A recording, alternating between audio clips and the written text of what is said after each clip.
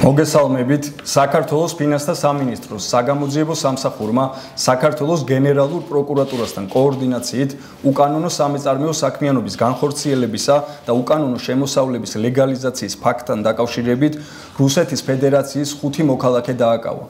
გამოძიებით გინდება, რომ ერთ-ერთი კომპანია საქართველოს ეროვნული ბანკის შესაბამისი რეგისტრაციისა და ნებართვის გარეშე ახორციელებდა ვირტუალური აქტივების მომსახურებას, როგორც არალეგალური ოფისის, ასევე ეგრეთ წოდებული საკურიერო სერვისის შეთავაზებით.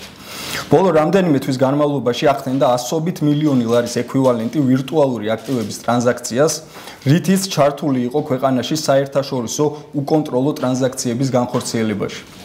გამოძიებით ასევე ირკვევა, რომ რუსეთის ფედერაციის მოქალაქეები საქართველოში სავარაუდოდ სასაზღვრო კონტროლის გვერდის ავლით ავტომობილებით ახდენდნენ დიდი ოდენობით უცხოური ვალუტის შემოტანას და ვირტუალური აქტივების შეძენას, რის შემდეგაც დაუსაბუთებელ ქონებას აძლევდნენ კანონიერ სახეს.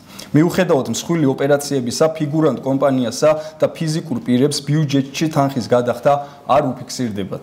ქალაქ თბილისის სხვადასხვა ლოკაციაზე ჩატარებული საგამოძიებო მოქმედებების შედეგად აღნიშნული კომპანიის ოფისიდან ამოღებულია 371,000 ამერიკული დოლარი, სააღრიცხვო მონაცემები, დოკუმენტაცია და კომპიუტერული ტექნიკა. აგრეთვე ამოღებულია ერთი ფიზიკური პირისგან ვირტუალური აქტივების შესაძენად გადასაცემი 100,000 ამერიკული დოლარი.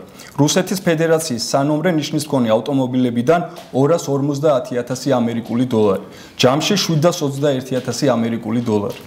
გამოძიება მიმდინარეობს საქართველოს სისხლის სამართლის კოდექსის 192 მუხლის მეორე ნაწილის აქვე პუნქტით და 194 მუხლის მეორე ნაწილის ა და მესამე ნაწილის გ ქვეპუნქტებით, რაც სასჯელის სახით ითვალისწინებს თავისუფლების აღკვეთას 9-დან 12 წლამდე ვადით.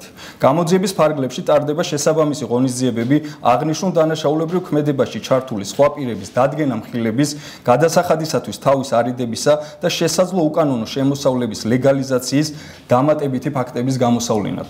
საქართველოს ფინანსთა სამინისტროს საგამოძიებო სამსახური აგრძელებს საფინანსო ეკონომიკურ სფეროში ჩადენილი დანაშაულის წინააღმდეგ სისხლის სამართლის მკაცრ პოლიტიკას. მადლობა.